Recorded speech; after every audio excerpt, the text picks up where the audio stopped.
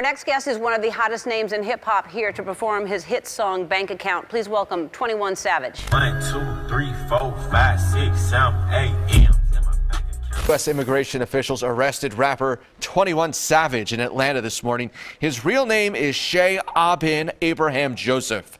Officials say the British citizen entered the U.S. illegally in 2005, but did not leave the U.S. when his visa expired in 2006. 21 Savage was arrested earlier this week by ICE and is still in a detention facility. And now I know he's a famous guy and Jay-Z's already hired an attorney for him, and there's a Black Lives Matter petition started to hashtag free 21 Savage and stop his deportation. But Shaya bin Abraham Joseph's story is a familiar one. After all, ICE's Gestapo Enforcement and Removal Operations branch deported more than 220,000 immigrants in 2017. And just like 21, these people usually have families here in the US and are arrested under similar circumstances and promptly deported. So I want to use this high-profile story to draw attention to how malicious and incompetent ICE actually is. ICE claims that 21 Savage, aka Shaya bin Abraham Joseph, was born in the UK and has been living in the US illegally since his visa expired in 2006 when he was just 14 years old. Authorities say the Atlanta-based artist was in the country illegally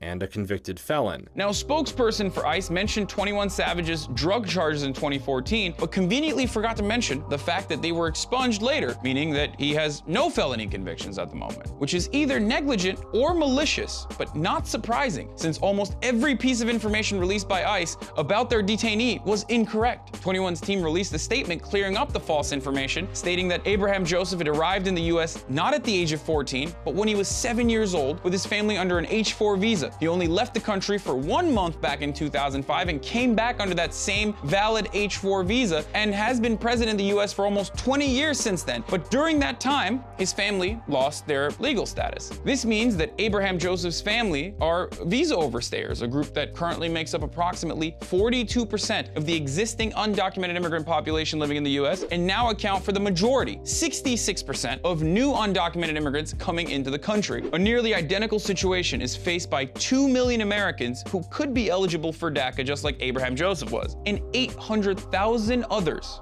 whose current legal status is in limbo because Trump removed DACA protections afforded to dreamers. Abraham Joseph came here as a child with his parents, and through talent and hard work, he became a successful rapper and a community leader. He literally represents the American dream. Which brings me to my point about cruelty and malevolence. It's insanely cruel to deport someone who came here as a child. It's also additionally malicious to put them in one of the worst detention centers in the country without granting them a bond, which 21 is eligible for since there were no deportation proceedings set before his arrest. And the government knew about his immigration status because he applied for a U visa in 2017. Here you have a father of 3 US citizens literally doing everything right, who's eligible to seek cancellation or removal, and ICE is breaking its own rules and denying him his human rights. And listen, this is not just exclusive to 21 Savage. This happens to everyone. And for some weird reason, a bunch of conservatives feel as though undocumented immigrants have no rights whatsoever. So this kind of inhumane treatment immigrants go through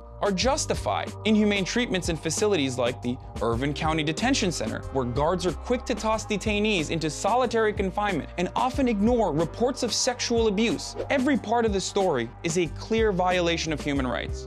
Now, I'm not gonna give you the "we're a nation of immigrants" spiel. I've said that a million times over. But after hearing all of this information, if you still think, well, shouldn't have come here as a 7-year-old to justify all the cruel things this government does to immigrants, well, you should really take a good hard look at yourself in the mirror. Maybe you're the bad guy.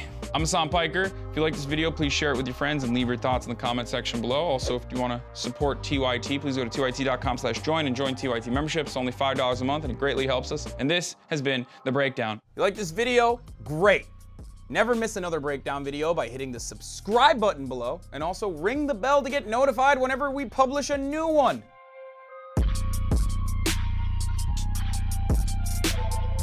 Perfect.